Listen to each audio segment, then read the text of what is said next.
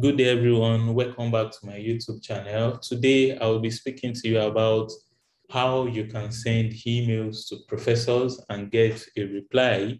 We already know that for our graduate school application, it is very important for us to send emails to professors so that we can show more interest in a particular research that interests us, and also to be able to give some force to our application. So now today I'm going to share the prototype that I use to send emails to professor, and also what I've been telling people that they should try to emulate in sending emails to professor and also get a reply. And we know that the reality of sending emails to professor is that at times you might send the emails to the professor and they might not reply, and even some can even not say they don't have funding, or probably I cannot take you, or some condescending replies from potential professors. So I think it is very, very important to actually see the good way in which we can try to position ourselves in front of a potential professor of interest. So how do we proceed in writing this email? So I will show you a very good sample that you can try to follow. Just try to give it a try to follow it and see if it is going to work out or not. Though this method is really, really tasking, in the sense that it takes a lot of effort. It is not lengthy, but it takes a lot of effort to be able to compose this small email. So how do we proceed? Let's go. Now, so what are you going to put in your email subject? You can put anything, but I love to put something like research inquiry. So I'll just, because if you put something like research inquiry, it's if you're a professor or even a graduate student, once you see something like research inquiry, you feel like, oh, research, okay, let me check this email. So it is just like a clickbait. So the person will be able to click that particular email. So you can try to use subject like research inquiry. So this is very good for your email subject. And now here you're going to put dear professor, the name of the professor, first name and last name, or probably the way you see it on the professor's website. So you can just type it like that in full. Don't shorten the name or the names. So from here, what did I try to put? Here I I wrote my name. I am Ademola Adeniji. So what was the next thing I did? I wrote that I am a master's student at Central Supélec School of Engineering, France. So in your case, probably you just finished your bachelor's degree. I think you can just say I completed my bachelor's degree in your probably in a chemical engineering at Ladoke Akintola University of Technology.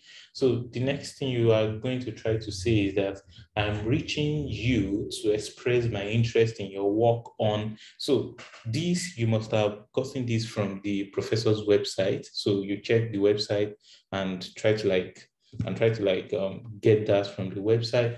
And now you can see the next sentence is for you to show interest. Why are you trying to write this email?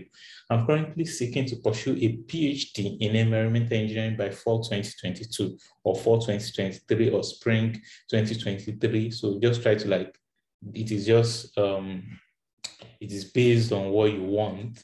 And now here you can see I try to put something like I am interested in exploring. You can see I wrote something like this type of sentence that I put here. I got it from the website, because once you check the professor's website, you are going to see the kind of research the professor does. So you will try to put something like that in your email. So don't put a type of research in which the professor is no more doing, or probably has never done. Probably the professor has not even done that type of research before. So if you put something like that and you're sending me an email that, okay, you want to be my student, and I'm not doing something like that, the best thing I'll try to reply is that, okay, fine, I'm not doing this type of research. So the person might not even be interested after reading the first sentence. But so you really have to make sure that this sentence must be the research the supervisor is basically working on. So you can try to put this.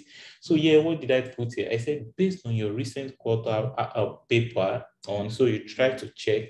So to be able to construct the next statement, you really have to check the publication like column in the professor's website. Check the most recent project. So because this is really the most difficult part of composing this type of email, you really have to check the most recent paper, probably maybe the last two, or probably the most recent, or maybe the most recent 2 or 3 research paper. So at times they try to publish like on the same topic, so you can just pick one of them. So try to like say something about it. So what did I say? I said, based on your recent quarter paper on, this is the title of the paper. I really even put the reference of this paper. So, and I try to mention something like, I intend to contribute to the scientific literature by exploring the following related questions. So these are some kind of statement you can try to include. And yeah, this is really, really the toughest part of composing this type of email, because the whole essence of trying to go to grad school is to be able to come up with research questions and also to be able to answer these questions. So basically, that is actually one of the basis of graduate school studies. So for you to come up with question and also answer, or probably already established question, or and you provide the answers to them. So here, I try to like come up with questions based on what I've read from the article. So you might have read a lot of things from the article, check other publications, try to compare. Okay, you can try to check a particular, maybe a similar publication that looks like what the professor is trying to do. So maybe you saw something that was done in a particular application, in a particular article, and was not done in this professor's article. You can try to like, okay, fine. Okay, in this social article, they did something like this. I think it would be very nice if we can try to do something. If you can try to apply this in this, your new, or probably your novel development, probably a material was developed. So you can try to like use this to test probably this material that you've developed is really, really good. So this is a very nice way that you can try to like a type of question that you can try to come up with.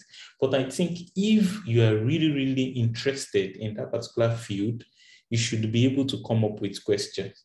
That should not really be a problem. That shouldn't really be a problem. It is going to take you, it can even take you like a whole day. Before I could be able to compose this type of like, these 2 questions, it took me like 3 days. I was just trying to compare, okay, what type of question can I ask? What type of question can I ask? Okay, is this making sense? Okay, let me check other research article to see what the professor did not do in this article. Okay, let me ask this question. So I composed everything. I came up with these 2 questions.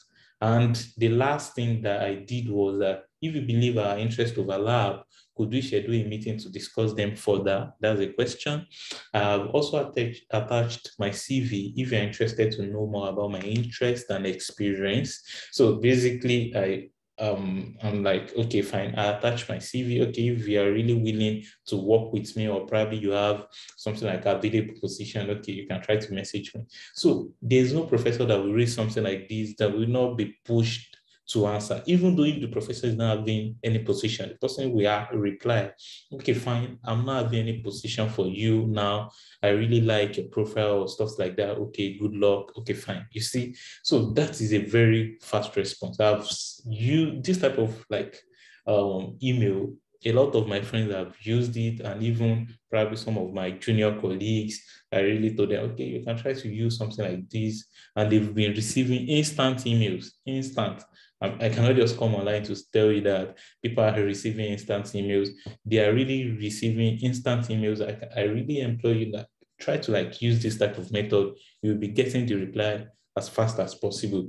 So now I will try to show you to really tell you that, okay, this thing is working. This was the email I tried to like send it to the professor August 16, like 7:46 a.m. I wrote this same email to the professor, and the professor replied, you can see, let's check to this side, like 2 p.m.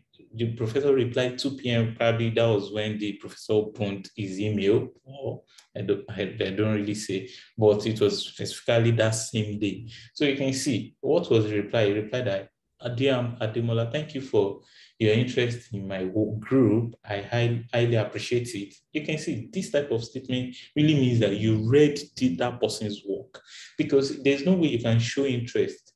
For me, the only way you can try to show interest in something is for you to really show that you've read something about that person. So you can see that I really appreciate it. You have relevant background and good credentials. I strongly encourage you to apply to our program. Please know that there is a strong competition, so scholarships for stipend are provided in a competitive basis. Also note, there is a committee that reviews the applications. I wish you success in your application. So you can see that this type of reply really means that, okay, the person really wish to work with you. So, but anyway, you still have to apply, and committees still have to review.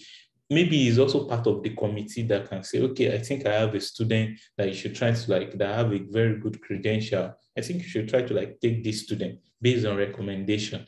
So you can see, and instantly I replied, I was like, okay, dear professor, thank you so much for your prompt response, because I know he replied so fast. I will submit my application as soon as the application window opens for Fortune.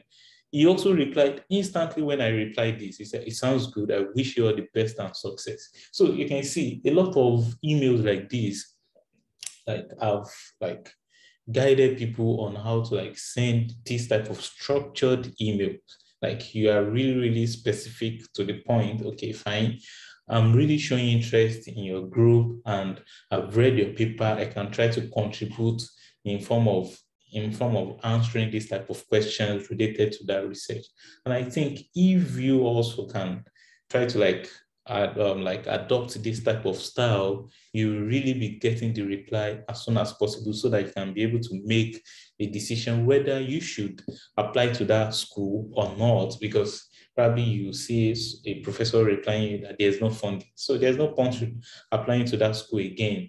But probably you've applied, and maybe after 4 weeks that you've been sending countless reminder mails, and the professor now replied that there's no funding. You'll be dejected because you would have spent a lot of money paying for application fees and stuff like that. So I think basically it is very essential that we try to adopt this style. You may, but try to give it a try and see maybe it is going to work out or not. So I think that will be all about sending mails to supervisors. So in case you have any additional comment, try to drop it down.